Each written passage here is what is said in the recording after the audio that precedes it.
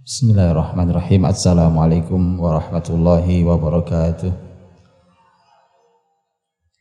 Alhamdulillah alladzi arsala rasulahu bil huda wa dinil haqqi liyudhhirahu 'ala ad-dini kulli wa kafa billahi shahida. Asyhadu an la ilaha illallah wahdahu la syarika lah wa asyhadu anna Muhammadan 'abduhu wa rasuluh. Allahumma salli wa sallim wa barik ala Muhammadin wa ala alihi wa sahbihi ajma'in. Ya ayyuhalladzina amanu taqullaha haqqa tuqatih wa la tamutunna illa wa antum muslimun. Allahumma anfa'na bima 'allamtana wa 'allimna ma yanfa'una wa zidna ilma, amma ba'd. Para ibu yang dirahmati dimuliakan Allah Subhanahu wa taala, syukur kita kepada Allah Subhanahu wa taala atas anugerah kenikmatan yang membuat kita bisa hadir di rumahnya untuk mempelajari kitab sucinya, untuk mentadaburi apa yang disampaikannya, untuk belajar dari para rasulnya yang dituturkan di dalam kitab suci yang sungguh adalah merupakan kemukjizatan yang tidak akan pernah habis keajaibannya. Ibu dirahmati Allah Subhanahu wa taala, hari ini pembahasan kita tentang salah satu potret wanita yang juga sangat istimewa, yang luar biasa, yang dipotret oleh Al-Quran. Tidak banyak kisahnya, tetapi cukup itu untuk memotret keistimewaan wanita ini, karena dia salah satu yang berperan dan digerakkan oleh Allah Subhanahu wa taala untuk menyelamatkan calon nabinya, yang kelak nabi itulah yang akan meruntuhkan keangkuhan dan kezaliman Fir'aun, yaitu Nabiullah Musa alaihissalam. Dan wanita ini adalah salah satu wanita yang berperan istimewa dalam kehidupan Musa alaihissalam, yaitu saudarinya sendiri, saudari Musa. Ibu dirahmati Allah Subhanahu wa taala, sebelumnya saya sampaikan dahulu tentang saudarinya Musa supaya tidak terjadi kesalahan dalam pemahaman, karena ada nama satu keluarga yang sama tapi jauh sekali zamannya, bukan orang yang sama. Dan masalahnya ini ada di Quran juga, supaya orang tidak salah paham. Ibu rahmati Allah, ini kita yang akan sedang bicarakan ini adalah Nabiullah Musa. Terbayang ya, Nabiullah Musa alaihissalam. Nanti ada lagi nabi yang lain, yang ini akan saya sebut semisal adalah Nabiullah Isa. Baik, Musa dan Isa alaihimassalam, yang keduanya adalah nabi, hidup di zaman yang terpaut sangat jauh. Mana yang duluan? Musa. Karena Nabi Isa itu adalah nabi menjelang Nabi Muhammad SAW. Tetapi di lingkup dua manusia mulia ini ada nama-nama yang sama, dan itu ada dalam Quran.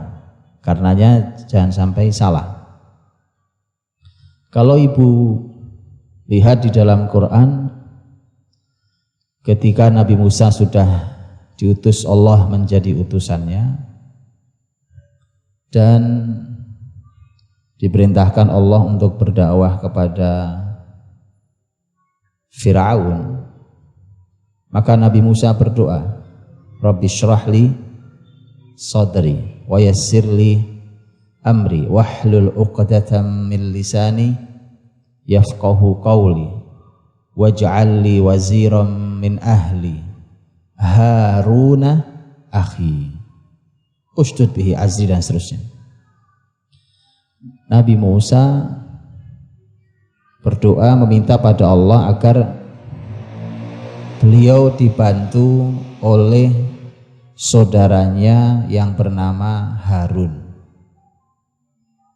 Haruna akhi, Harun saudaraku. Pahami? Harun saudara siapa? Musa. Tetapi di dalam surat Maryam, ketika masyarakat bertanya kepada Maryam, kok bisa Maryam hamil padahal tidak ada suaminya? Apa pertanyaan masyarakat? Ya ukhta Harun, makana abuki mra'asau wa makanat ummuki bagiya. Wahai saudaranya Harun, wahai saudarinya Harun, ayahmu bukan orang yang jelek, orang yang jahat, ibumu juga bukan pelacur. Maryam itu siapa? Ibunya Isa. Tadi saya sudah katakan Musa dan Isa terpaut jauh kehidupannya. Baik, saudaranya Musa namanya Harun. Ternyata saudaranya Maryam namanya juga Harun.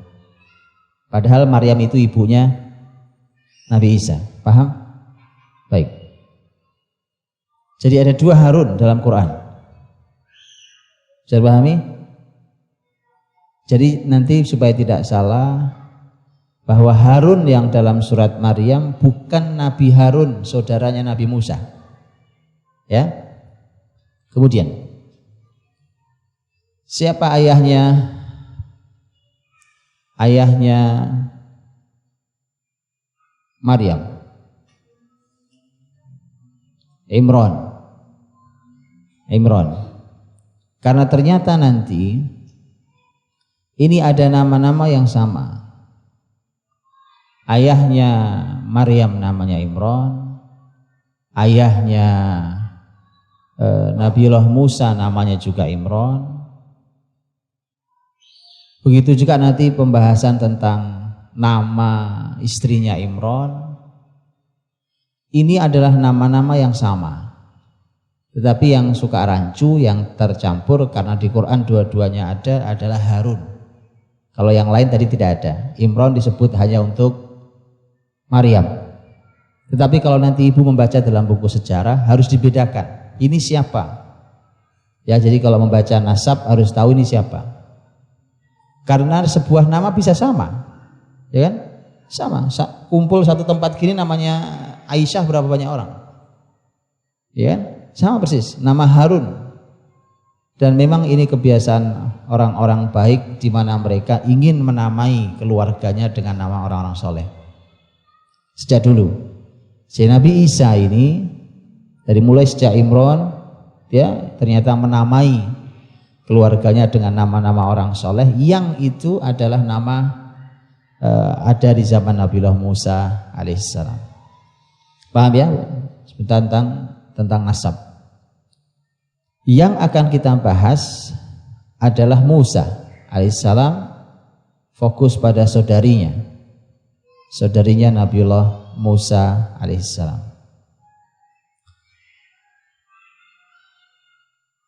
Nabiullah Musa alaihissalam, tentang saudarinya ini diungkap Allah Subhanahu wa ta'ala dalam dua surat. Surat yang pertama adalah surat Toha, dan surat yang kedua adalah surat Al-Qasas. Surat Toha ada di ayat yang ke-40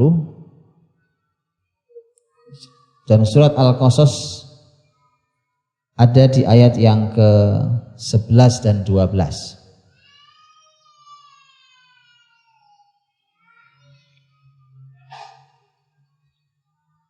Kita belum memasuki ayatnya, tapi saya ingin menyampaikan mukaddimahnya, bahwa kalau ibu-ibu buka di dalam surat Toha ataupun dalam surat Al-Qasas, kedua surat ini Allah Subhanahu wa ta'ala sesungguhnya sedang berbicara tentu tentang Nabi Muhammad SAW, karena Quran turun tentang Nabi Muhammad. Toha ma anzalna alaikal Qur'an litashqa, tentang Quran dan seterusnya. Di dalam surat Toha Ayat yang ketiga, natlu 'alaika min naba'i Musa wa fir'auna bil haqq liqaumi yu'minun. Kami membacakan kepadamu wahai Muhammad, natlu 'alaika, kami bacakan kepadamu Muhammad, min naba'i Musa wa fir'aun, sebagian kisah Musa dan Fir'aun, bil haq, dengan al-haq, liqaumi yu'minun, ini manfaat buat orang beriman. Dan Al-Quranul Karim paling banyak bertutur tentang Nabiullah Musa, dan karenanya Nabi Muhammad SAW banyak sekali belajar dan menyebut tentang Musa, karena itu yang banyak disebut dalam Al-Quran. Berarti ketika Allah menyebut tentang wanita, saudarinya Musa, kakak perempuannya Musa ini, berarti Nabi Muhammad pun diminta belajar kepada kehidupan para wanita di sekeliling Musa. Kemudian Ibu rahmati Allah, para wanita, sebagaimana kita tahu bahwa inilah peran hebatnya seorang wanita. Dan seharusnya wanita ridho dengan peran istimewa ini yang tidak bisa dilakukan oleh laki-laki. Kalau peran yang lain mungkin laki-laki bisa melakukannya, karena wanita harus tahu di mana posisi dia, dan dia harus ridho dengan peran yang istimewa yang tidak bisa dilakukan laki-laki. Bukankah seseorang menjadi mulia dan tinggi serta istimewa ketika melakukan sesuatu yang tidak bisa dilakukan oleh orang lain? Gitu? Antum lihat kehidupan orang-orang yang aneh. Ada orang-orang berbuat sangat aneh, naik ke ketinggian gunung yang luar biasa, kemudian jalan hanya dengan tali dari gunung ke gunung. Kenapa dia lakukan itu? Ada orang manjat gedung tidak menggunakan tali, dia merayap seperti cicak gitu. Ya. Kenapa mereka lakukan itu? Supaya mereka melakukan sesuatu yang tidak bisa dilakukan oleh orang lain. Allah Subhanahu wa ta'ala begitu juga memberikan kepada wanita peran-peran yang tidak bisa dilakukan oleh laki-laki. Mestinya para wanita ridho dengan tugas-tugas yang memang itu adalah tugas wanita yang tidak bisa dilakukan oleh laki-laki. Dan sebagaimana yang sering disebutkan bahwa di balik laki-laki hebat ada wanita yang istimewa. Dan inilah Musa alaihissalam itu masuk dalam kalimat itu. Di balik Musa alaihissalam ada 3 wanita istimewa, luar biasa, yang berperan sangat luar biasa. Dan ketiga-tiganya disebut dalam Al-Quran. Mengapa? Karena istimewanya mereka. Siapa yang mereka lahirkan? Musa. Siapa Musa? Ulul azmi minar rusul. Rasul hebat luar biasa, salah satu ulul azmi dari Rasul. Bukan sembarang Rasul, bukan sembarang Nabi bahkan. Karena istimewanya 3 wanita itu, maka disebutkan 3-tiganya dalam Quran. Semuanya 3-tiganya. Dan perlu dipelajari oleh para wanita supaya tahu di mana peran istimewa wanita sebenarnya. Karena 3-tiganya wanita mulia. Kita hanya membahas salah satunya, yaitu saudarinya Musa. Siapa 2 yang lainnya? Ibunya, Ummu Musa, ibunya Musa. Dan siapa yang ketiga?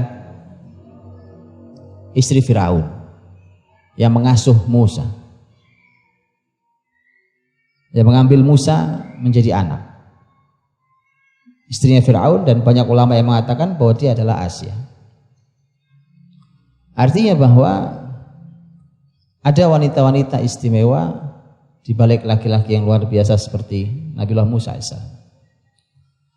Nabi Muhammad SAW diminta untuk belajar itu. Dan ketika kita membaca sejarah Nabi Muhammad SAW pun sama. Ada wanita-wanita istimewa di balik kelahiran Muhammad SAW. Siapa mereka? Siapa mereka? Siapa para wanita di balik kelahiran Muhammad SAW? Dan kisah mereka, posisi mereka hampir sama dengan posisi para wanita yang melahirkan Musa. Kalau di Musa ada pengasuhnya, ada ibunya, ada saudarinya, baik, dan ini kandung kecuali pengasuhnya, maka di posisi Nabi Muhammad SAW juga begitu. Juga demikian. Ada ibu kandungnya sendiri, Aminah, tapi tidak lama. Aminah tidak lama mengasuh Muhammad SAW, melahirkannya, kemudian pergi ke pengasuhnya, ibunya, tapi ibu susuannya. Halimah dan ibunya sendiri Aminah hanya mengasuh setahun, kurang lebih setahun, kemudian meninggal. Aminah meninggal, tapi Nabi Muhammad lama di ibunya yang lain, yaitu ibu susuannya. Dan Nabi Muhammad SAW punya pengasuh lainnya di rumahnya. Di rumahnya yang mengasuh Muhammad. Siapa? Ada 2 orang. Siapa yang pertama? Istrinya Abi Thalib. Siapa namanya? Siapa namanya istri Abu Thalib? Wanita luar biasa, wanita solehah. Istrinya Abu Thalib. Siapa namanya? Fatimah. Siapa? Fatimah banyak. Putri Nabi juga Fatimah. Fatimah binti Asad. Dan siapa yang kedua? Ummu Aiman. Siapa Ummu Aiman? Ummu Aiman adalah pembantu di keluarga ayahnya Nabi SAW, Abdullah. Ummu Aiman yang kelak dinikahkan oleh Nabi SAW dengan putra angkat beliau, yaitu Zaid bin Harithah, dan melahirkan Usama. Itu 2 pengasuh Nabi SAW. Dan Nabi SAW, kalau Musa punya saudari kandung, Nabi Muhammad punya saudari sesusuan. Siapa? Siapa namanya? Syaima. Namanya Syaima, saudari sesusuannya Nabi Muhammad SAW, dan juga wanita beriman. Wanita beriman yang mengasuhnya waktu kecil di padang pasir di gurun perkampungan Bani Sa'ad, yang mengajaknya bermain bersama, yang menggendongnya, yang di saat Muhammad masih kecil, dan bahkan yang menggigit lengannya. Ya, dari Muhammad SAW menggigit lengan Syaima, dan kelak itu menjadi tanda yang ditandai oleh Nabi SAW ketika nanti Nabi bertemu lagi saat beliau sudah jadi Nabi. Disebutkan dalam riwayat bahwa nanti disitulah masuk Islamnya Syaima ketika terjadi di Ji'ronah, pembagian ghanimah di perang Hunain. Dan kemudian disitulah bertemunya, dan Nabi mengatakan, kalau Syaima betul, saya punya tanda yang saya tahu. Ya, maka kemudian ditunjukkan, dan betul dia adalah Syaima, kakaknya, kakak sesusuan mahram. Baik, Ibu rahmati Allah SWT, makanya Nabi Muhammad pun diminta belajar kepada Nabi Musa. Karenanya pembuka surat Al-Qasas tadi mengatakan, natlu alaika min naba'i Musa wa Fir'auna bil haqqi liqaumi yu'minun. Bahkan ini manfaat bukan hanya untuk Nabi Muhammad, tapi liqaumi yu'minun, untuk masyarakat yang beriman, untuk kita semuanya. Ini manfaat sekali untuk kita semuanya. Di antaranya adalah tentang masalah manfaat saudari kita. Ini ada banyak manfaat, ada banyak pelajaran. Ketika memotret saudarinya Musa, ada pelajaran istimewa. Bagaimana saudarinya Musa berbakti kepada orang tuanya, pada ibunya. Bagaimana saudarinya Musa berperan kepada adiknya, saudaranya, yaitu Musa. Berperan sungguh sangat luar biasa. Dan ini semua dipotret dalam Al-Quran. Nanti kita akan membacanya. Dan ini istimewa dan luar biasanya. Begitu istimewa dan luar biasanya Nabiullah Musa alaihissalam didampingi oleh wanita-wanita yang istimewa itu, termasuk dalam tema hubungan antara saudara dan saudari. Sama saudara, bahkan sekandung, ya. Ada saudaranya, ada saudarinya. Dan subhanallah, lihatlah hubungan antara Nabiullah Musa alaihissalam. Kita tahu ada Harun, kakaknya Nabi Musa. Jarak usianya sekitar setahun. Kemudian ada Musa, kemudian ada sebelumnya adalah kakaknya yang perempuan itu. Kakaknya yang perempuan itu sudah tua, lebih tua daripada Harun dan Musa. Mereka bersaudara dan Allah Subhanahu wa taala memberikan keistimewaan di keluarga ini. Yang wanita-wanita istimewa, yang Harun dan Musa dua-duanya jadi nabi dan rasul. Ketika terjadi masalah, Harun marah pada kakaknya yaitu Musa. Musa marah pada kakaknya Harun. Kapan Musa marah pada Harun? Quran menyebut sampai mengatakan ghadbana asifa. Marah. Musa marah sekali kepada kakaknya, pada Harun. Kapan marah? Ketika Musa nitip umat kepada kakaknya, nitip umat. Saya dipanggil Allah untuk ambil wahyu di Gunung Tursina. 30 malam digenapi 10 malam. Kemudian pulang, umatnya sudah menyembah patung anak sapi. Marah sekali Musa. Ditariklah jenggot dan rambut Harun, saking marahnya. Musa memegang lauh itu semacam papan kayu yang isinya adalah wahyu, dipecah sampai pecah itu, saking marah Musa alaihissalam. Lihat Pak, para ulama mengatakan kapan Musa reda marahnya? Ketika Harun menyebut ya bena la ta'khud bi lihyati wala bi ra'si. Wahai anak ibuku.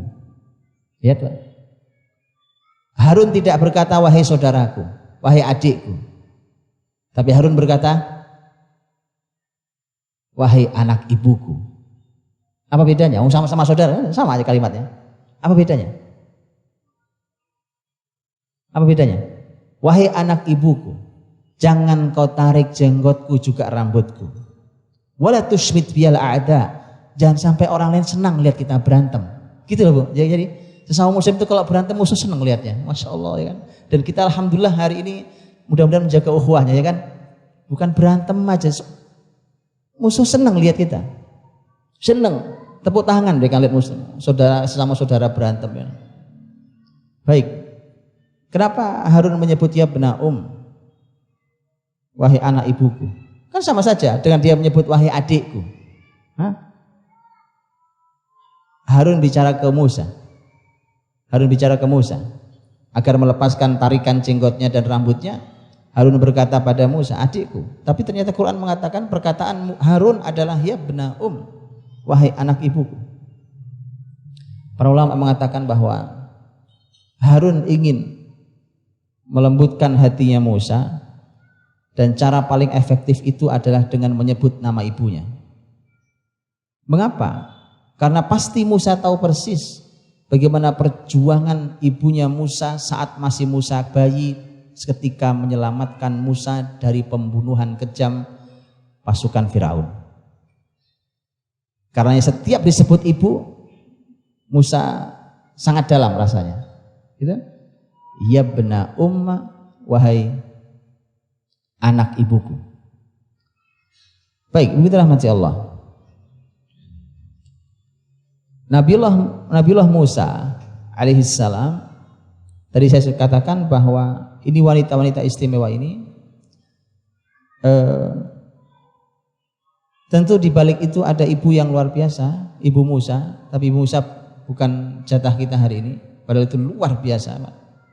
Pelajaran tentang ibu Musa luar biasa. Dia perlu sesi sendiri yang dalam. Saya tidak bahas tempat ini. Saya ingin memberikan alasnya dulu karena nanti berhubungan dengan kisahnya.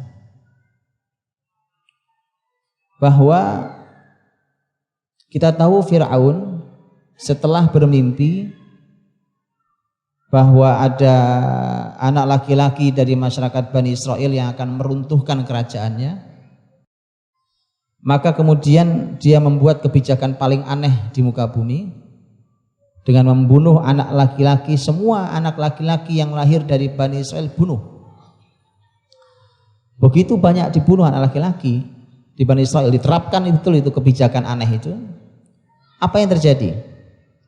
Masyarakat Mesir sendiri yang bukan Bani Israel itu mulai merasa khawatir. Ini kalau semua laki-laki dibunuh, maka kita tinggal nunggu beberapa tahun ke depan dan tidak ada laki-laki yang bekerja pada kita. Karena masyarakat Bani Israel itu mengerjakan pekerjaan laki-laki membantu masyarakat Mesir. Pekerjaan laki-laki. Lah kalau laki-laki Bani Israel nggak ada, karena sudah nggak ada generasinya, dibunuhin semua. Disebutkan bahwa masyarakat Mesir akhirnya protes kepada Firaun tentang kebijakan itu, bahwa jangan lakukan itu. Akhirnya akhirnya Firaun mengubah kebijakan. Kebijakannya menjadi begini: setahun dibunuh, tahun depan dibiarkan. Tahun ini dibunuh, tahun depan dibiarkan. Pokoknya orang aneh, nggak usah didengerin biarnya. Memang begitu, orang aneh memang. Tetap pokoknya harus bunuh, tapi diseling. Tahun ini dibunuh, tahun depan aman. Tahun ini dibunuh, begitu seterusnya. Dibunuh aman, dibunuh aman, dibunuh aman. Baik, jadi artinya yang lahir di masa aman disisahkan nanti untuk membantu masyarakat Mesir. Tadi saya katakan berapa jarak antara Nabi Harun dan Nabi Musa? Setahun. Ini menjadi pertanyaan, kenapa tidak ada kisah Nabi Harun seperti kisah Nabi Musa waktu kecilnya? Paham? Karena Harun dilahirkan di masa aman. Paham ya? Nabi Harun dilahirkan di masa aman. Tapi bukan hanya masalah aman tidak aman. Nanti ada takdir Allah yang harus terjadi, dan ketika Allah sudah menakdirkan maka pasti terjadi. Dan Allah akan menggerakkan semua yang digerakkan oleh Allah, tentara Allah. Wa ma ya'lamu junuda rabbika illahu. Tidak ada yang tahu tentang berapa jumlah atau siapa saja tentara Allah kecuali Allah saja yang tahu. Semua tentara Allah. Air bisa jadi tentara Allah, angin, debu, hujan, semua bisa jadi tentara Allah SWT. Binatang jadi tentara Allah dan seterusnya. Untuk itulah maka Allah menggerakkan semua sampai takdir Allah terjadi. Dan ini nanti ketika Harun, Nabiullah Harun alaihissalam dilahirkan setahun sebelum Musa, ternyata berhubungan erat dengan takdir yang akan berhubungan dengan adiknya. Lihat, sambung menyambung itu, betapa erat hubungan antara Harun dan Musa, nanti akan kita bahas ketika kita masuk dalam ayat. Ibu rahmati Allah Subhanahu wa taala, mari kita lihat ayatnya. Ini pelajaran istimewa kalau di rumah kita punya anak laki, ada punya anak perempuan, atau kita posisinya perempuan dan posisi laki-laki, maka menjadi manfaat sekali pelajaran hubungan saudara ini. Saudara dan saudari dipotret oleh Al-Quranul Karim dalam sebuah potret yang istimewa. Begitu seharusnya. Seharusnya anak laki-laki berperan sebagai laki-laki. Termasuk yang luar biasa yang harus menjadi tanggung jawabnya adalah saudarinya. Kalau punya saudara, kalau sebagai saudari perempuan, dengan dia bersikap terhadap saudaranya laki-laki. Itu hubungan yang indah sekali dalam hubungan rumah tangga Muslim yang kita akan lihat di bahasan ini. Baik. Kita buka ayat yang ke-11. Sebelumnya kalau yang dalam surat Toha itu cuma pembahasan tentang saudarinya Musa, itu tidak sampai satu ayat. Tidak sampai satu ayat. Dia hanya sepenggal ayat. Ayat yang ke-40 itu tidak seluruhnya. Dan pembahasan dalam surat Al-Qasas sebelumnya berbicara tentang ibunya. Ini saya tunjukkan rangkaiannya. Kalau gitu kita lihat ayat 10 supaya tahu urutannya. Karena pembahasan kita tiba-tiba langsung saudari Musa, jadi harus dirangkai. Disebutkan rangkaian. Ayat 10 Allah berfirman, wa asbaha fuadu ummi Musa farigha. Begitu hati ibunya Nabi Musa jadi kosong. Ini para ulama tafsir, kata kosong itu ada beberapa tafsir. tentang kata kosong di sana. Bukan pembahasan kita hari ini, ya. Tapi artinya ibunya sedih sekali yang diungkap oleh Quran dengan kata kosong, hati yang kosong. Farigha itu kosong. Ya, tapi dalam tafsirnya ada beberapa tafsir. Dan itu artinya kalau sedang bersedih hatinya kosong. Dan itu ternyata berbahaya. Ingkadat latu betibih, hampir saja dia sudah nggak tahan, akhirnya dia akan bicara, mengungkap siapa sebenarnya Musa. Saya sudah tidak tahannya, dia akan mengungkap bahwa Musa adalah anaknya. Laula arrabatna ala qalbiha litakuna minal mu'minin. Kalau bukan karena kami ikat hatinya, hati ibunya. Ini istilah-istilah unik. Sebenarnya harusnya teman-teman yang punya ilmu khusus bicara tentang jiwa, teman-teman psikolog harusnya begini dipelajari ini. Iya Pak, bicara sedih disebutnya kosong. Untuk kosong, ternyata hati kosong itu berefek, dia akan bicara sesuatu yang tidak layak dibicarakan. Orang kosong, namanya orang kosong tahu. Ibu lihat orang sedih, pandangan saja kosong, karena hatinya kosong. Kita suka punya istilah pandangan matanya kosong Pak, betul? Kan hatinya kosong. Makanya mata itu menerjemahkan luar biasa. Gitu ya. Makanya sebenarnya kalau ibu-ibu ilmunya mengerti, sebenarnya itu Masya Allah. Itu ngelihat mata anak aja tahu, ya kan? Anak siapa saja, bukan cuma anak, apalagi anak sendiri. Ngelihat gitu tahu, ini anak isinya apa gitu. Karena tadi kalau di sini kosong, matanya juga kosong. Ternyata supaya tidak menguap kalimat itu, diikat hatinya. Coba kalimat diikat hati gimana, cerita ngikat hati segala macam. Allah ikat hatinya. Laula arrabatna, rabt itu diikat. Diikat oleh Allah hatinya. Supaya mulutnya juga terikat. Ya kan? Baik. Jadi begitu seharusnya itu dipelajari tentang pelajaran jiwa. Setelah kesedihan ibunya itu, lihat ya urutannya. Karena begitu Musa, karena di ayat-ayat sebelumnya, nanti ibu baca sendiri ya ke atasnya. Dari atasnya. Ini karena nyuplik di tengah, jadi saya harus urutkan ini. Intinya adalah Musa sudah dilarung di laut. Kemudian sudah ditemu oleh keluarga Firaun. Ibunya sedih, kosong hatinya. Ya. Dan ini luar biasa, Ibu dahsyat, ada kalimat yang luar biasa.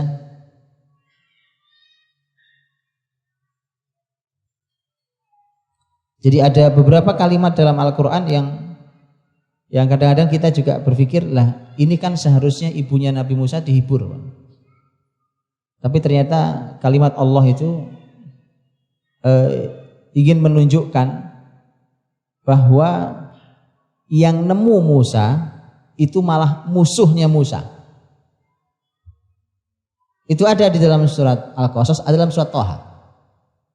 Kalau dalam surat Al-Qasas itu yang ayat 8. Faltaqatahu alu Fir'aun liyakuna lahum aduwa wa hazana. Jadi memang ini musuh. Lah sekarang coba bayangkan, ibu lagi ketakutan kehilangan buah hati yang baru dilahirkannya. Kemudian Allah perintahkan dilarung aja di sungai, di lautan itu, dilepas di sungai Nil. Paham? Dilarung di sungai Nil. Nanti juga ada yang ngambil kok, yang ngambil musuhnya Musa. Loh, ibu mana yang mau melepas? Namanya musuh. Jadi artinya, tapi subhanallah, kenapa ibunya melepas juga? Karena itu Allah. Bisa dipahami? Karena kalau Allah yang memerintahkan, bahkan dalam analisa manusia dia bahaya. Kalau Allah katakan aman, aman.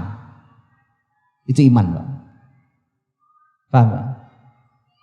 Kalau orang menganggap sesuatu itu bahaya, tapi Allah katakan yakin, aman, aman. Walaupun dalam prosesnya terlihat sangat bahaya. Lu gimana enggak bahaya?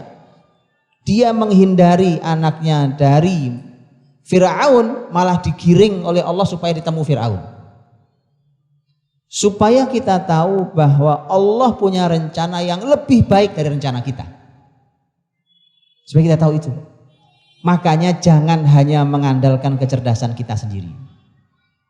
Karena kita tidak tahu masa depan. Itu masalahnya. Dan ternyata Musa ditemu Firaun sebagai musuhnya, ternyata manfaatnya besar sekali. Besar sekali. Bahkan menolong ibunya Musa. Nanti akan kita lihat. Baik. Setelah ditemu itulah kemudian ibunya sedih, manusiawi. Betulan kan? Tuh kan bener ditemu, sedih. Tapi sudah berpegang pada Allah dan Allah sudah berjanji akan aku kembalikan. Musa akan aku kembalikan. Ya, bukan cuma dikembalikan, wa ja'iluhu minal mursalin. Ya. Bahkan akan dijadikan rasul. Ibunya begitu sedih, hatinya kosong tadi, kemudian hampir tidak tahan karena sedihnya. Ini hati-hati, yang sedih tolong dihibur, jangan sampai pada batas kritisnya, hati-hati. Dan begitu sudah diikat Allah hatinya, mulai sadar lagi, kembali normalnya. Setelah kembali normal, baru dia manggil anak perempuannya. Nah ini kisahnya gitu ya. Baru dia manggil anak perempuannya. Anak perempuannya dipanggil, yaitu kakaknya Musa yang kita bahas ini, dipanggil oleh ibunya. Dipanggil oleh ibunya, diberi tugas. Ini ayat yang ke-11. Wa qalat li ukhtihi qussih. Dan ibunya Musa berkata kepada saudarinya Musa. Ini pembahasannya semua berpusat di Musa sebenarnya, Pak. Musa. Makanya kembalinya waqalat, dan dia berkata, ibunya Musa. Li ukhtihi, kepada saudaranya, nyanya Musa lagi gitu, ya. Kusih, ikuti dianya Musa lagi. Jadi memang kisarannya memang Musa. Ini sentral tema utamanya, tapi dikelilingi oleh wanita-wanita istimewa. Waqalat li ukhtihi kusih. Dan ibunya berkata kepada saudarinya, kusih. Kusih artinya ikuti. Ikuti adikmu. Ikuti adikmu, ikuti jejak adikmu. Kusih. Lihat Al-Qur'anul Karim. Al-Qur'anul Karim di sini tidak menyebut banyak perintah ibunya. Ibu-ibu tahu orang baru sedih ngomongnya susah. Orang sedihnya aja baru saja dia sadar bisa agak normal, paham? Tadinya kosong, belum sama sekali kosong, kemudian Allah ikat hatinya, diikat hatinya, kemudian dia tidak bicara sesuatu yang membahayakan Musa malahan. Dan setelah itu, kemudian dia panggil putrinya. Dia berkata satu kecap kata, kusih. Ikuti, kata kusi itu artinya ikuti dia nak, ikuti adikmu, kusi, ikuti dia. Jadi satu perintah. Lihat Bu, perintahnya ada berapa? Ada satu, kusi, betul? Yuk kita lihat terjemahannya. Kan perintah itu bisa cuma satu, tapi lihat kita lihat terjemahannya. Dan ini menunjukkan bahwa saudarinya Musa ini bukan wanita sembarang. Wanita yang cerdas, wanita yang amanah, wanita yang penuh kasih pada saudaranya dan luar biasa. Satu perintah itu diselesaikan dengan sangat baik teknisnya. Ada yang menyebutkan, ini ada yang parlemen, berapa umurnya saudarinya Musa waktu itu? Berapa umur saudari Musa waktu itu? Ini pelajaran kita luar biasa tentang umur. Ahli ilmu ada yang mengatakan umurnya saudarinya Musa saat itu 15 tahun. Dan 15 tahun di zaman Nabi Muhammad, kalau zaman Nabi Muhammad adalah ukuran anak balik. Sudah balik. Baik, lihat. Inilah mengapa kemudian pendidikan anak balik itu salah satu hasilnya harus seperti saudarinya Musa. Harus seperti saudarinya Musa, 15 tahun. Sudah balik. Anak yang sudah balik sudah harus seperti saudarinya Musa. Ini bicara tentang perempuan. Satu perintah ibunya, dia bisa menjalankan dengan sangat baik teknisnya, bahkan di Quran tidak disebut apa teknisnya. Karena ibunya juga tidak tahu di lapangan seperti apa kan, ibunya kan di rumah, itu dilarung dari belakang rumahnya Bu, karena itu di pinggir sungai Nil itu, rumahnya itu, sehingga ibunya tinggal ke belakang, dilarung di belakang. Gitu. Karena setiap masuk petugas memeriksa, kan bayangkan ibunya hamil, ya kan, begitu hamil kan dicatat oleh pasukan Firaun, hamil, sebentar lagi akan kita cek yang lahir laki atau perempuan, karena ini tahun pembunuhan. Oh iya, itu begitu laki-laki langsung diambil oleh orang kekar-kekar itu, langsung sikat habis mati, potong. Oh luar biasa kejamnya. Bayangkan lahir kok Musa, ya. Dan Allah berikan ilham, Allah berikan wahyu ilham pada ibunya. Juga ada beberapa tafsir tentang bagaimana datangnya ilham itu. Tapi intinya dilarung dari belakang rumahnya, langsung ke sungai Nil, langsung ke laut itu dilarung. Perjalanan ini kan di sana ada sungai yang besar, ibu tahu sungai Nil kan ya, bukan sungai Ciliwung. Besar, lihat besarnya maksud saya. Kapal berlayar loh, ya kan? Itulah kenapa Quran tidak menyebutnya sebagai nahar, bukan sungai, tapi yam. Ya, artinya memang ini sudah kayak laut sebenarnya, sudah kayak laut. Cuma memang bukan bahar. Nah, jadi istilah-istilah Quran, bahar laut, yam laut, bedanya apa? Kan gitu. Nah itu. Quran menyebutnya al-yam. Falyulqihi fil yam. Larung saja di yam. Yam itu tadi laut, tetapi memang tidak seperti bahar. Artinya begitu dilarung kan tidak tahu. Di sana ada sungai yang besar sekali. Di sana bisa ada ikan yang masih ganas sekali mungkin. Namanya zaman itu, ya kan. Sekarang aja juga kalau ada hiu masih lumayan, ya kan. Iya. Belum lagi ada semak-semak pohon, juga tidak tahu ada binatang apa di semak-semak pohon itu. Dan seterusnya.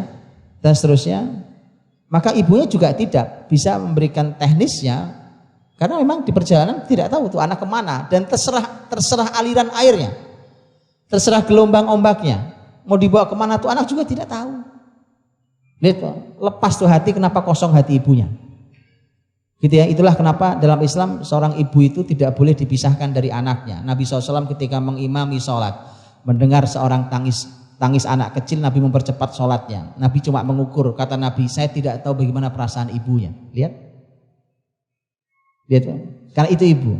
Makanya saya jadi aneh di zaman ini, bagaimana seorang ibu rela meninggalkan anak-anaknya. Saya nggak ngerti, wallah saya nggak ngerti. Beneran saya nggak ngerti. Bagaimana ibu rela meninggalkan anaknya. Setiap harinya berjam-jam tidak bertemu anaknya, dari pagi sampai siang, sampai sore, sampai malam, kadang-kadang. Saya tidak ngerti, walau saya nggak ngerti. Apakah sudah sedemikian hilang fitrah perempuan? Itu pertanyaan seriusnya. Padahal kehilangan fitrah wanita itu akan mengancam generasi berikutnya. Bahaya sekali, paham ya? Itu kenapa? Ayo, kembalikan ke posisi semula. Kembalilah ke posisi semula. Biar laki-laki juga kembali ke posisi semula. Kan para ibu juga pengen para kaum laki-laki kembali di posisi semula kan? Para ibu juga kembali ke posisi semula. Biar Allah kembalikan posisi laki-laki di posisinya. Taib. Maka satu perintah, kusih, ikutina. Ikuti dia. Ikuti dia. Satu kata, satu kecap kata. Anak ini Masya Allah terdidik dengan baik, sang putri ini. Satu perintah, Ada dua pelajaran mahal. Yang pertama, setiap kalimatnya fa. Wa qalat li ukhtihi qussi fa basurat bih. Fa, huruf fa di situ. Alfa para ulama mengatakan menunjukkan li ta'qib. Li ta'qib artinya adalah untuk menunjukkan bahwa dari kata sebelumnya dengan kata setelah fa, sebelum fa dengan setelah fa itu bergandeng, Bu. Jadi dia langsung. Berbeda kalau menggunakan kata wa, apalagi menggunakan kata summa, apalagi menggunakan huruf saufa. Itu jenjang. Sama-sama jeda, artinya sama-sama ada huruf menjedanya, tetapi maknanya beda.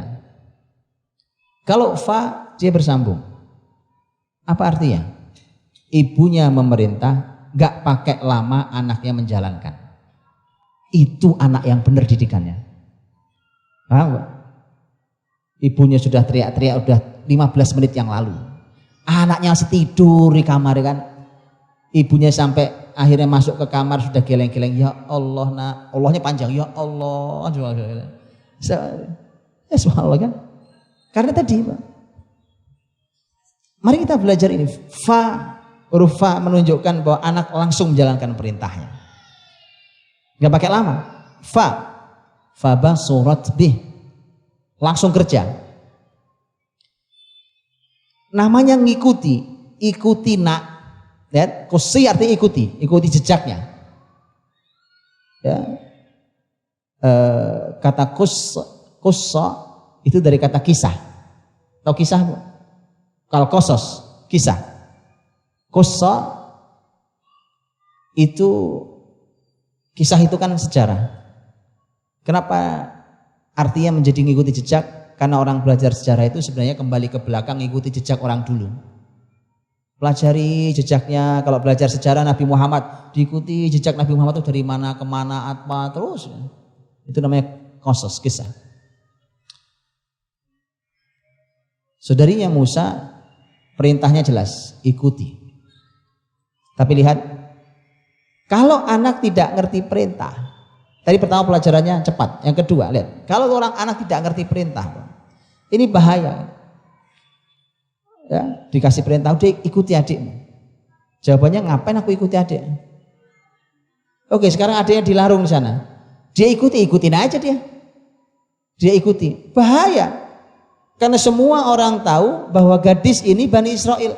Kalau dia ngikuti peti itu, tabut dia ikuti. Orang pernah ada apa di balik tabut yang aneh mengapung di atas Sungai Nil? Diambil orang isinya bayi laki-laki, orang tahu pasti ada hubungannya dengan kamu. Kalau laki-laki kamu Bani Israel, mesti ini Bani Israel anak ini, maka dibunuh tuh anak. Gitu kan? Jadi bukan sekedar kusi itu jalan terserah dia aja, bukan, Pak. Itu anak ngerti langsung perintahnya, padahal cuma satu perintah. Gitu ya. Jadi enak, Bu. Kalau punya anak, Masya Allah, diperintah dengan satu kata, ngerti terjemahannya. Ya itu Masya Allah enak banget punya anak kayak gitu tuh, ya kan? Tapi ini pelajaran loh, Bu, Bapak, Ibu. Ibu rahmati Allah, gini pelajarannya. Pertama, anak memang harus dilatih, memahami ibunya, memahami perintah, menerjemah, itu memang perlu. Dan ini sebenarnya tidak rumit. Saya sudah katakan, Bu, ini tebaran pertama sebenarnya Quran. Quran itu bikin anak cerdas, mudah memahami perintah. Anak web ibu-ibu, kalau belajar Quran, apalagi sudah belajar kata per kata dengan tadaburnya, mereka akan mulai memahami hidup ini seperti dia mempelajari tadabur di kelasnya. Betul. Begitu ada kata lewat, gak akan dia biarkan lewat. Jadi akan tangkap dulu sampai dia paham. Ada apa di balik kata ini? Apa makna di baliknya? Apa yang bisa saya pahami? Apa yang bisa saya dapatkan? Begitu juga ada peristiwa hidup. Kan ini kan kalimat ayat. Ini kalimat bapaknya, ini kalimat ibunya. Betul? Perintah. Dia akan tangkap itu, dia akan pahami. Jadi sebenarnya ini luar biasanya di situ. Dahsyatnya anak belajar Quran di situ, Bu. Tapi memang belajarnya harus sampai begitu. Harus sampai begitu ya. Harus dilanjutkan. Kalau menghafal ya memang belum cukup. Menghafal sih barokah, Masya Allah luar biasa pahalanya. Tapi untuk masuk sampai bab ini belum cukup. Nah, tapi ada satu poin lagi. Ada satu poin lagi. Inilah istimewanya Islam dan konsepnya. Bahwa Al-Quranul Karim secara umum kita melihatnya banyak ayat-ayat yang terlihat umum, tidak detail sekali. Tapi justru yang umum itu manfaat. Kenapa? Karena dia menjadi kaidah di setiap zaman. Kaidah itu kan umum, Bu. Kaidah umum nanti contohnya detail. Paham Ibu ya?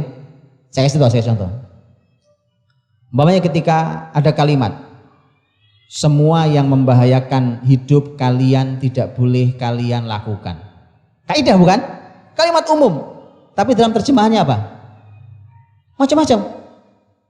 Oh, berarti kalau saya melakukan ini tidak boleh karena membahayakan saya. Ini tidak boleh karena membahayakan saya. Apa gitu? Jadi kaidah itu. Kurang lebih begitulah. Itu konsep Qur'ani. Nah, hari ini karena kita belajar bukan dari konsep Quran, kita belajar ini dari Barat, Bu. Harus kita katakan itu, pendidikan apaan semua dari Barat. Karena mereka tidak punya panduan kitab suci. Kitab suci, Injil juga nggak menarik kok buat mereka, Taurat juga nggak menarik kok buat mereka, gitu.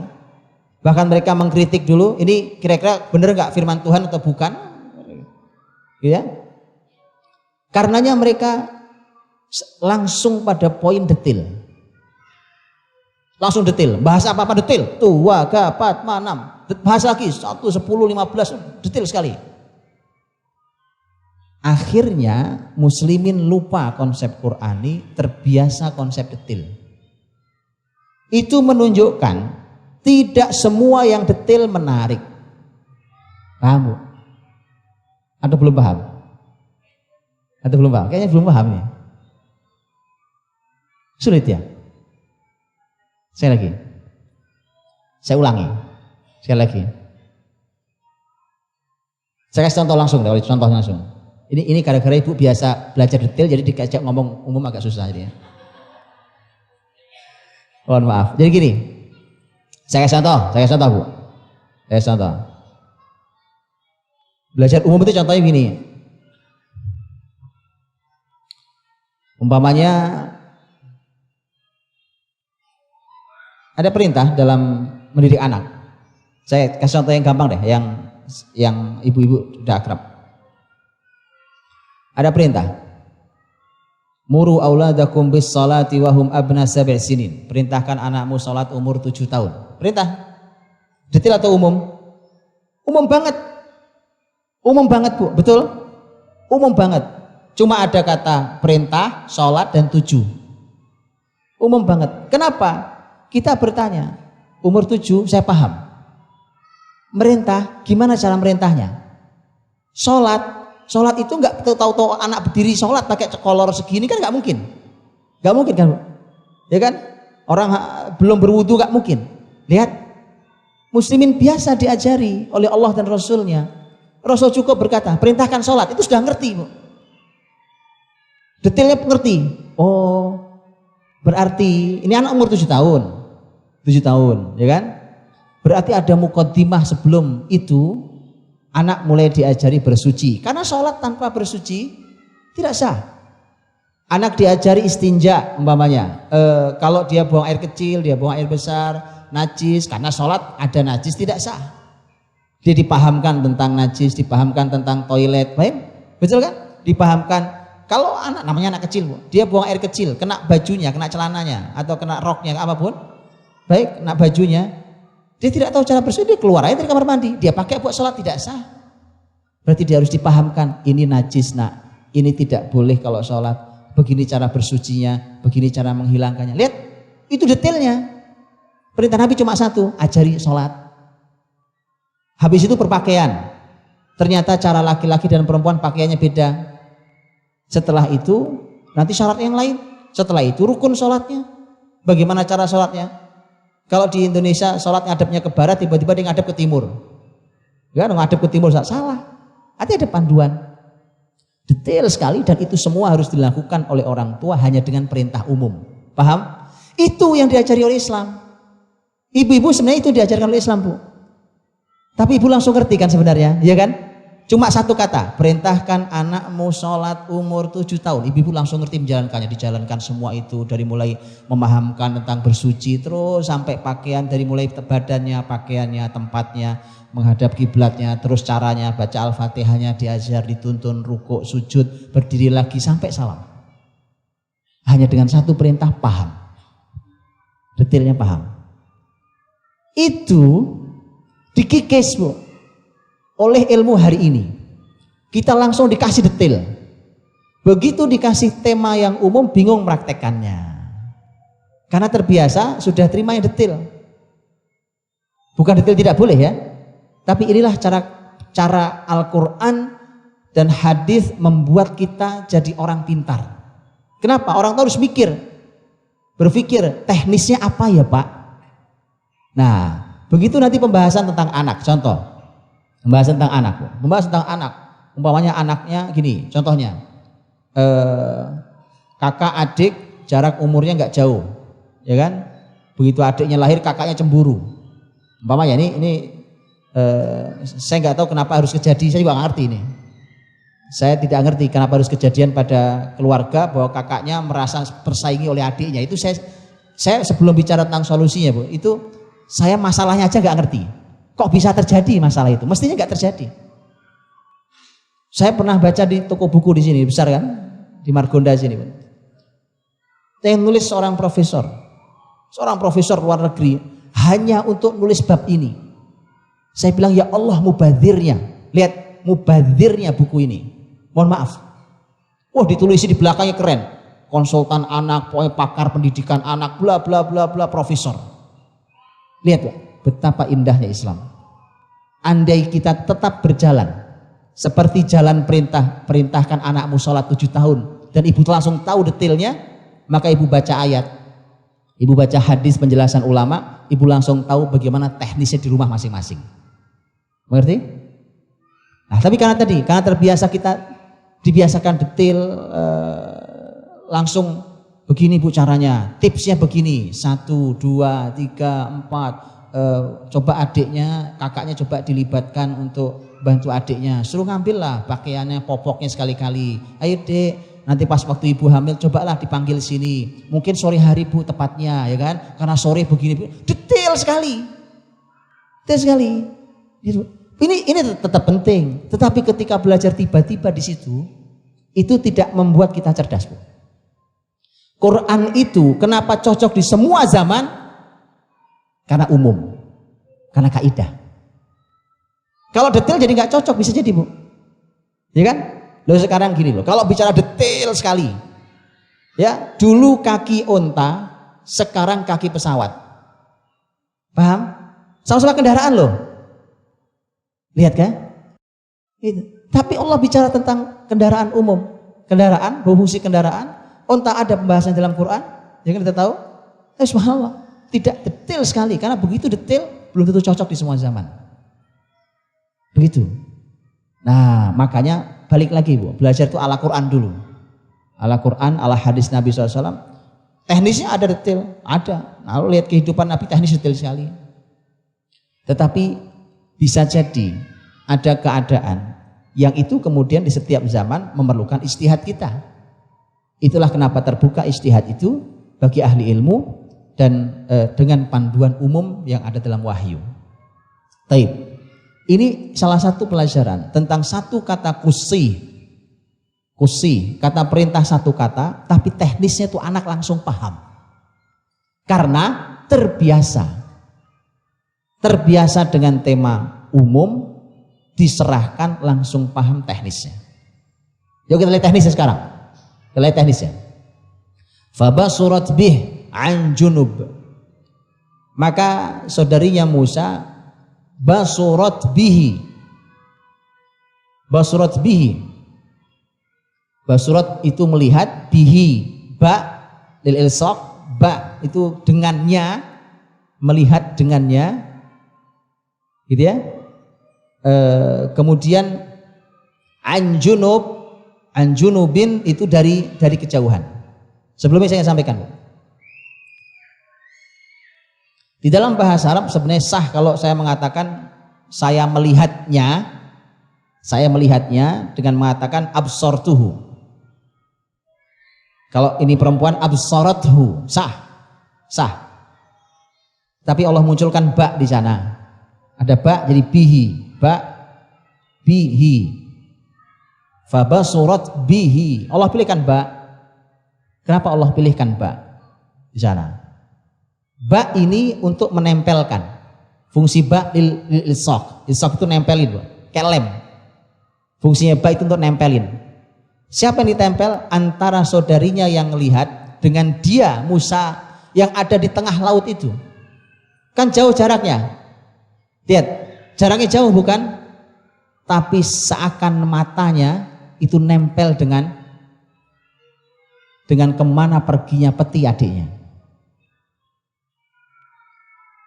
Apa maksudnya? Tidak sekalipun matanya lepas dari melihat adiknya. Ini perempuan yang pintar, amanah, Bu. Kalau nggak amanah, ya Allah, tuh adik itu bodoh amat, emang ngapain ini? Iya, Pak, coba Ibu kasih amanah ke kakaknya. Kak, tolong jagain adik, ya kan? Gitu kan? Ya Allah, tuh adiknya udah ngacak-ngacak apa aja, udah jungkir balik semua, pisau turun, semua turun. Baik, bahaya. Adik udah mulai nyolok-nyolokin apa aja, bahaya sekali. Kakaknya masih sendiri aja. Itu bahaya kalau sudah balik umur 15 tapi masih kayak begitu. Berarti ada yang masalah. Ada yang masalah. Ayo kita koreksi, kita perbaiki. Terbuka kesempatan untuk perbaiki. Fabasurat bih, mata dia ini kayak dipindah, ditempel di situ, Bu. Gitu ya, fabasurat bihi. Ain junub tapi dari jauh, loh, aneh kan? Dari jauh. Mengapa dari jauh? Karena dia paham betul bahwa peti ini isinya adik saya, Bani Israel yang harusnya mati, dibunuh oleh Firaun. Tetapi ini harus saya awasi. Jangan sampai kalau saya ngawasi melototnya begini, ya ketahuan. Maka bagaimana caranya? Dia dari jauh dia lihat. Dia jalan biasa seakan tidak ada hubungannya dengan peti yang sedang diawasi, peti yang matanya telah dia tempelkan di peti itu. Seperti tidak ada hubungannya. Dia jalan aja. Lihat betapa cerdasnya. Mengapa? Adiknya dalam bahaya kalau ketahuan bahwa itu adiknya. Karena semua orang tahu dia Bani Israel. Ini pasti Bani Israel juga. Gitu. Makanya kenapa anjunub dilihat dari jauh. Fabasurat bihi anjunub. Lihat, sudah dua terjemahan. Pertama basurat bihi. Ini terjemahan satu perintah tadi ya. Basurat bihi itu artinya ngelihat. Dia melihat, betul-betul melihat dengan sangat serius. Nggak ada dia seakan tidak ada mengedipkan mata pun, seakan enggak gitu ya. Basurat bihi. Yang kedua anjunub, dari kejauhan. Kenapa dari kejauhan tadi? Nggak boleh dekat-dekat. Karena kalau dekat bahaya, nanti orang curiga. Maka dia harus jauh dan dia harus berjalan seperti tidak tahu, tidak ada hubungannya dengan peti itu. Itu dua. Dan ini kalimat yang dikuatkan oleh Allah, wahum la yash'urun. Dan mereka tidak, dalam keadaan tidak sadar. Wahum la yash'urun artinya bahwa tidak sadar bahwa ini adalah orang Bani Israel. Ini adalah yang di peti itu adalah bayi Bani Israel, yang mengikuti ini adalah kakaknya Bani Israel juga, ya kan? Firaun dan bala tentaranya tidak ada yang paham itu. Lihat, seorang anak 15 tahun sudah bisa merahasiakan sesuatu dan dia sedang dalam tugas yang kalau meleset tugasnya mati adiknya. Itu bisa ya? Anak balik kita 15 tahun kasih tugas yang bahaya sekalipun, berbahaya sekalipun, karena dia sudah balik dengan balik yang benar, maka dia akan menjalankan dengan baik perintah itu tanpa harus membahayakan dirinya ataupun orang lain. Itu pendidikan yang luar biasa dalam Islam. Ya. Kalau Ibu buka di surat Toha ayat 40, ada tambahan kalimat, ada tambahan kata. Ayat 40 ya, tentang saudarinya Musa. Yaitu kata tamshi, tamshi ukhtuka. Kata tamshi tidak ada dalam surah Al-Qasas. Adanya dalam surat Thaha ayat 40. Idh tamshi ukhtuka. Ketika saudarimu wahai Musa berjalan. Tamshi artinya berjalan. Ibu-ibu rahmati Allah, waktu tadi saya jelaskan yang tadi barusan surat Al-Qasas. Tidak ada kata berjalan bukan? Tapi ibu pahamnya jalan apa enggak jalan? Jalan. Gak usah disebut juga, langsung terbayang di kepala kita saudarinya Musa jalan. Padahal nggak ada kata berjalan. Lihat ya. Tapi Allah sebutkan dalam surat Thaha bahwa benar dia berjalan. Kenapa? Al-masyi berjalan. Subhanallah. Berjalan. Berjalan ini ada jarak yang harus ditempuh. Ada tenaga yang harus dikeluarkan. Berbaur dengan kecerdasan supaya adiknya tidak dalam bahaya. Tetapi dia juga tidak boleh kehilangan adiknya. Tapi ya. Jadi makanya kata tamshi berjalan itu sesungguhnya menunjukkan sebuah aktivitas yang memerlukan tenaga kita, pikiran kita. Ibu jalan perlu pakai pikiran apa enggak? Ibu pernah nabrak tiang listrik? Itu karena sedang tidak bersama pikirannya. Jalan sih jalan, ya kan? Betul, nah itu makanya, itu contohnya. Sementara ini sedang dalam tugas yang sangat bahaya. Gitu ya? Lihat. Jadi ibunya mengatakan apa tadi? Ikutilah dia. Ikuti dia. Terjemahan yang paling gampang mesti jalan kaki. Makanya di surat Thaha jalan kaki itu terjemahan pertama, dia keluar jalan. Yang kedua, dia melihat, tapi tidak sembarang melihat. Dia sangat lekat pandangannya dengan peti adiknya. Dan yang ketiga, dia dari jauh, dia menjauh posisinya. Lihat, menjauh posisi dari peti adiknya. Karena adiknya dalam bahaya secara nyawa. Paham? Belum selesai. Kita lanjutkan bagaimana seorang putri yang hebat ini menerjemahkan satu perintah ibunya. Ya. Setelah berjalan itu, kita kembali ke surat Al-Qasas. Karena surat Al-Qasas pembahasan lebih detail. Sampai wahum la yash'urun, sampai semua orang nggak sadar bahwa ini Bani Israel betul.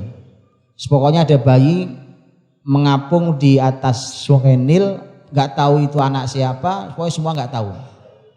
Maka kakaknya ini tahu persis itu adik saya. Ternyata melewati istana pinggir Nil yang itu milik keluarga Firaun. Ibu tahu kalau namanya juga, tadi kan dia jalan sepanjang itu kan, sambil ngeliat adiknya kan. Nah, begitu jalan itu, maka artinya bahwa begitu sudah ada di pinggir istana, tembok istana, tentu dia tidak mungkin lewat itu. Mungkin lewat kan? Kalau satu jalur garis pantainya, nah, mungkin karena pasti ditutup.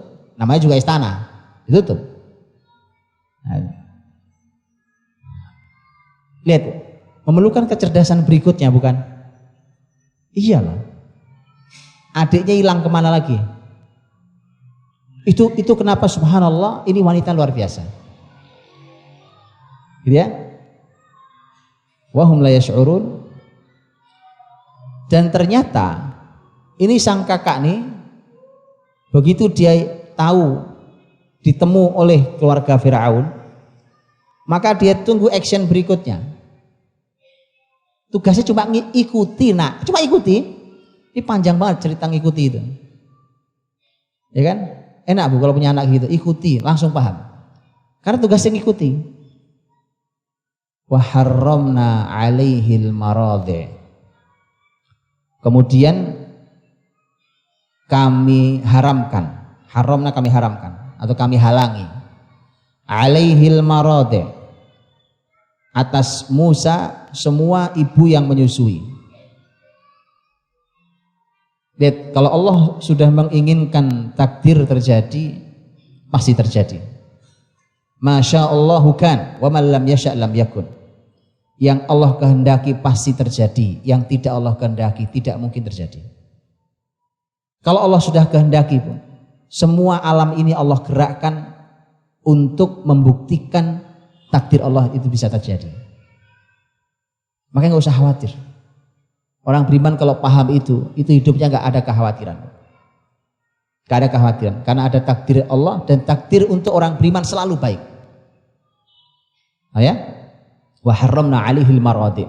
Kok bisa? Namanya bayi perlu susu, kemudian diberi susu oleh ibu susuan yang lain.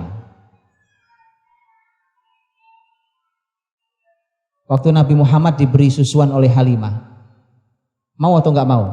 Mau. Saya tidak tahu kalau di harian anak bayi gitu kalau disusuin ibu lain, mau nggak Bu ya? Mau, saya nggak tahu.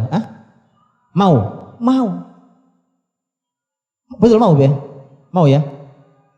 Mau. Saya nggak ngerti saya. Betul ya? Baik. Itulah mengapa Allah katakan wa harramna, kami yang mengharamkannya. Karena biasanya anak itu mau.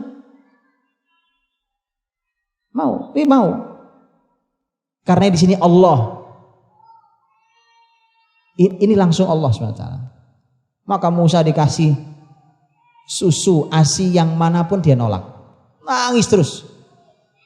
Kalau detailnya tentu di pembahasan ayat yang lain tentang bahwa dialog antara Fir'aun dan istrinya, ya kan? Kalau Fir'aun kan intinya satu, udah bunuh aja itu anak tuh, nggak pakai rasa orang itu, udah bunuh aja.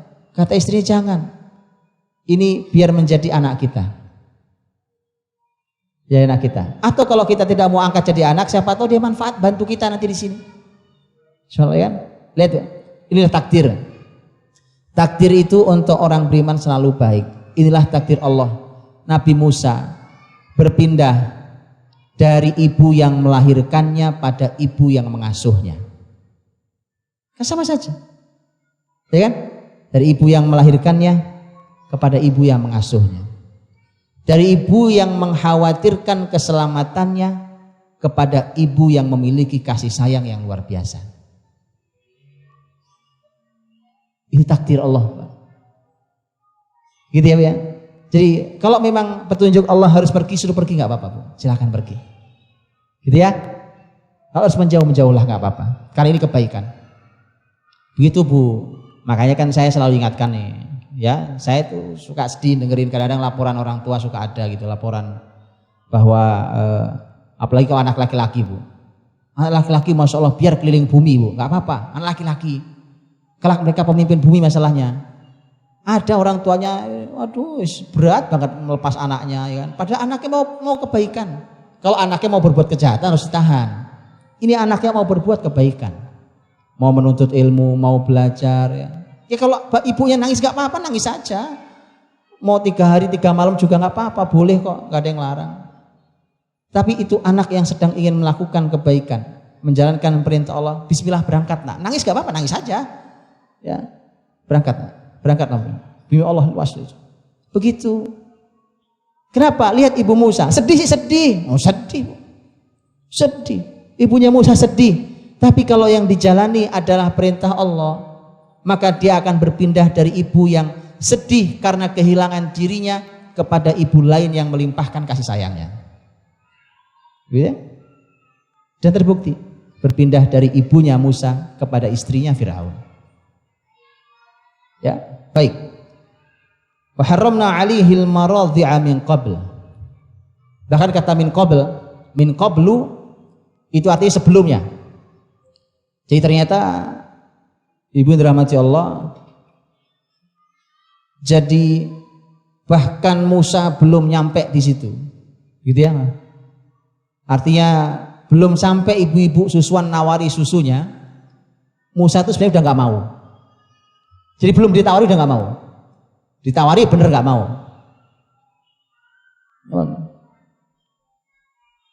Dan inilah perencanaan Allah SWT. Jadi alamnya sudah digerakkan untuk itu, untuk membuktikan takdirnya.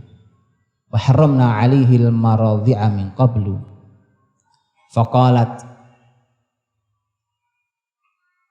kemudian saudarinya Musa berkata, Kenapa? Kan ini diumumkan, Bu. Begitu nemu bayi dan Fir'aun dengan istrinya sepakat untuk akhirnya diasuh. Istrinya bilang ini baik kok, ini nanti bisa angkat jadi anak atau nanti membantu kita. Fir'aun bilang baik buat kamu, tidak buat saya. Makanya itulah kenapa ibu-ibu dirahmati Allah, para ulama mengatakan dan Fir'aun kejadian seperti kalimatnya. Paham?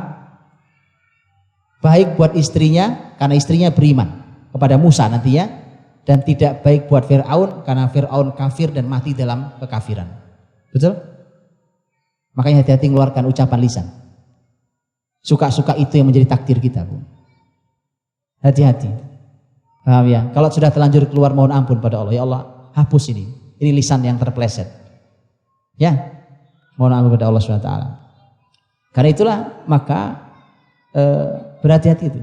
Bahkan sampai ada seorang ahli ilmu mengatakan begini, andai Fir'aun tidak mengucapkan kalimat itu, maka sangat mungkin Fir'aun mendapatkan hidayah. Padahal itu Musa masih kecil, Pak. Musa masih bayi, ya kan? Dan kejadian itu nanti ketika Musa jadi nabi. Baik. Faqalat hal adullukum ala ahli baiti yakfulunahu lakum wahum lahu nasihun. Kemudian kisah saudarinya Musa yang ngikuti belum selesai. Adiknya kan masih, siapa? Adik saya nasibnya sampai mana ini? Nyangkut di pohon kah, ya kan? Apakah hilang, apa tenggelam, apakah dimakan ikan? Namanya juga peti, Bu. Ibunya Musa itu nyiapin petinya berapa lama? Enggak sempat. Betul?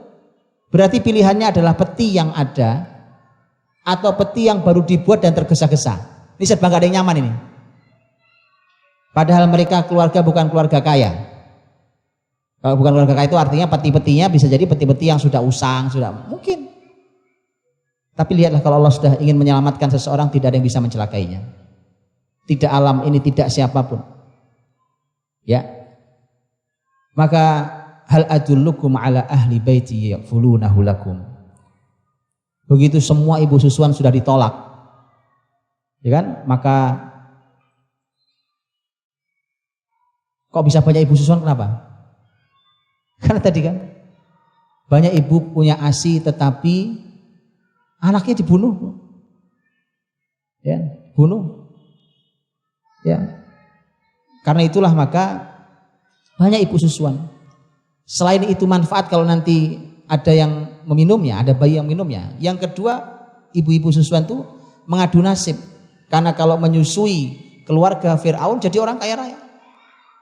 Jadi orang aman di sisi keluarga Fir'aun. Makanya ini putri yang cerdas. Putrinya Nabiullah.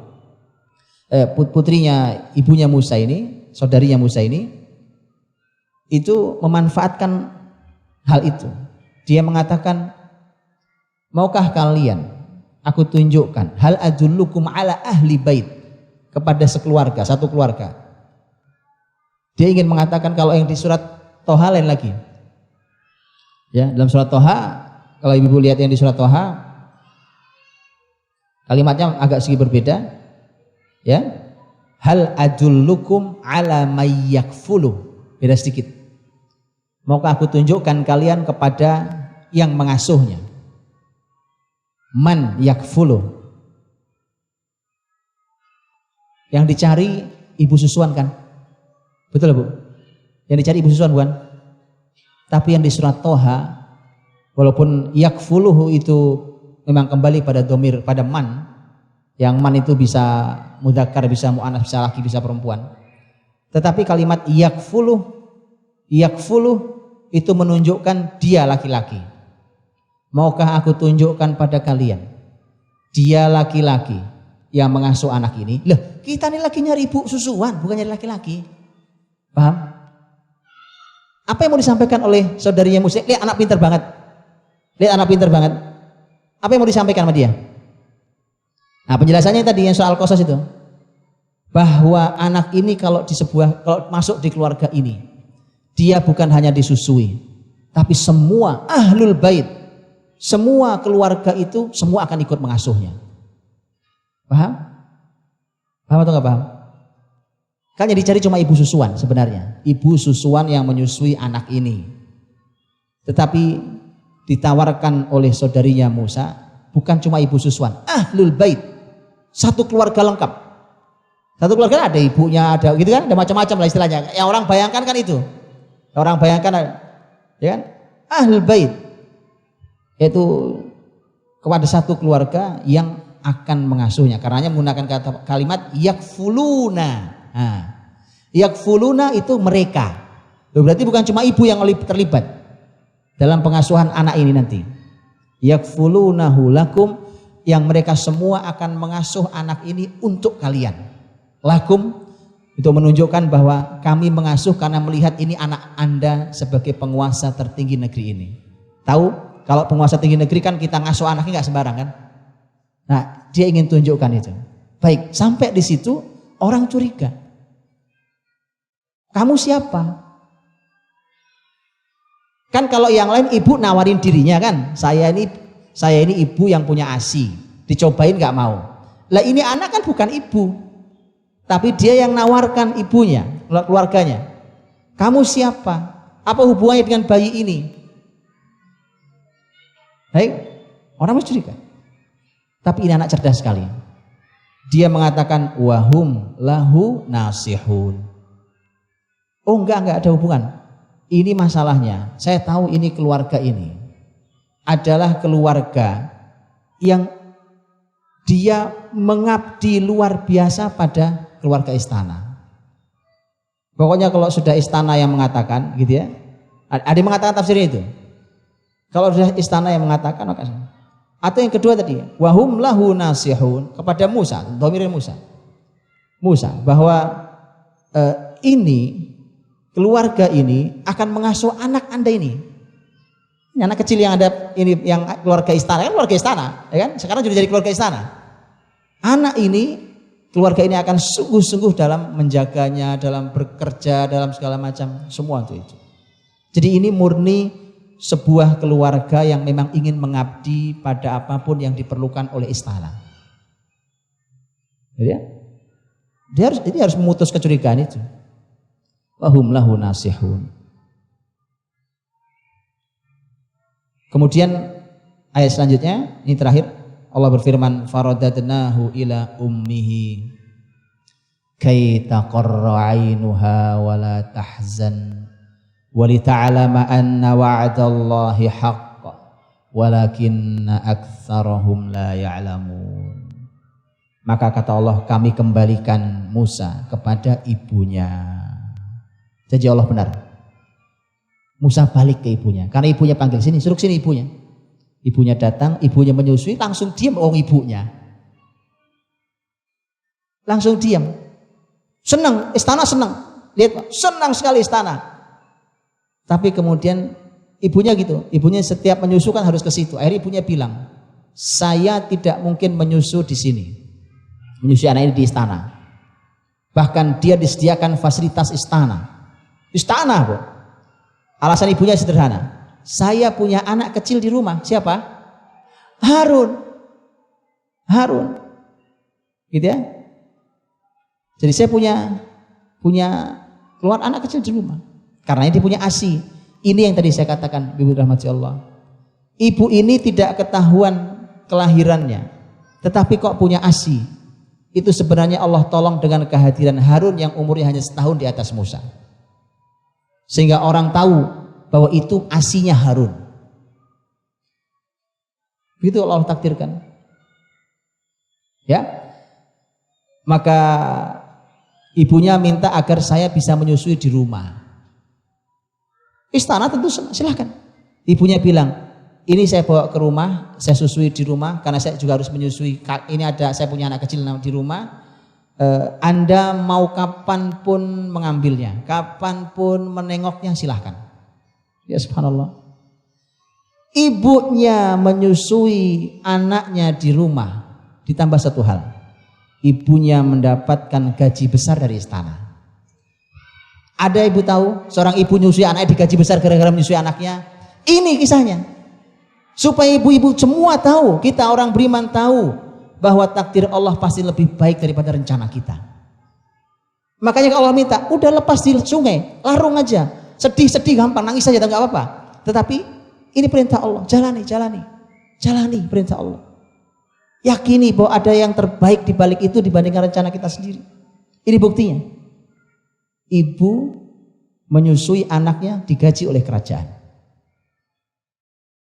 Ya, ibunya senang sekali.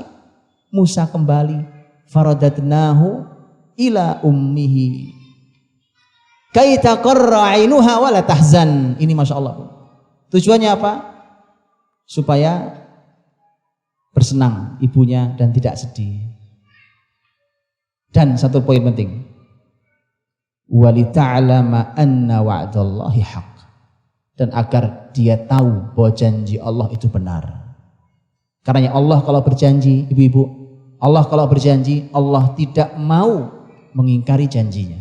Tidak mungkin mengingkari janjinya. Karena ketika Allah berjanji, pasti Allah akan memenuhinya. Innallaha la yukhliful mi'ad. Sesungguhnya Allah tidak mungkin mengingkari janjinya. Nah, kalau janji Allah diyakini. Apapun janji itu diyakini. Tapi Allah sudah katakan memang. Walakinna aktsaruhum la ya'lamun. Tapi kebanyakan mereka tidak tahu. Gak tahu kalau janji Allah itu benar. Karenanya tidak percaya dengan janji Allah Subhanahu wa taala. Ibu rahmati Allah, ini sebagian kisah dari saudari Musa yang disampaikan dalam Al-Qur'anul Karim. Jadi pelajaran buat kita semuanya, orang tua ke anak, anak ke orang tua, saudara kepada saudaranya, dalam kisah yang sungguh luar biasa. Dan saya kira itu, mohon maaf atas salah kurangnya. Buat saya ini materi yang terakhir, besok Ustadz Herfi yang terakhir. Saya mohon maaf atas salah kurangnya atas selama kegiatan kita, dan jazakumullahu khairan atas semua waktu. Saya tahu bukan hal yang mudah buat para ibu untuk menyisihkan waktunya, hanya Allah yang membalas kebaikan ibu-ibu semuanya. Semoga Allah balas dengan diberikan keluarga yang menyejukkan pandangan mata, dan dijadikan kelak pemimpin bagi orang bertakwa, dan kelak dikumpulkan di surga Allah Firdausil A'la. Dengan semua jerih payah ini, semoga Allah memberikan kepada ibu semua pahala yang agung sekali. Baik, ibu dirahmati Allah, itu dari saya. Adapun PR yang saya kasih digarap aja di rumah, ya kan? Saya tahu itu. Dan besok Ustadz Herfi akan bertutur tentang seorang wanita yang punya peran sosial. Peran sosial karena ratu. Ya, dia punya peran sosial, tapi besok biar beliau menjelaskannya. Seperti apa penjelasannya, saya sudah katakan kemarin, ibu-ibu renungi sendiri tentang peran-peran wanita. Ternyata wanita itu oleh Quran justru dipotret sangat besar, sangat banyak dalam posisinya sebagai istri. Ya, sebagai istri. Artinya peran terbesar itu harus maksimal. Semua ilmu tentang istri harus dipahami oleh wanita, karena itu akan membuat dia istimewa, baik dia secara individu atau saat nanti dia punya anak, dan ketika bahkan dia berkiprah di masyarakatnya. Tapi posisi nomor satu jangan digeser oleh yang manapun dan yang lainnya. Wallahu a'lam bishawab. Saya kira itu. Assalamualaikum warahmatullahi wabarakatuh.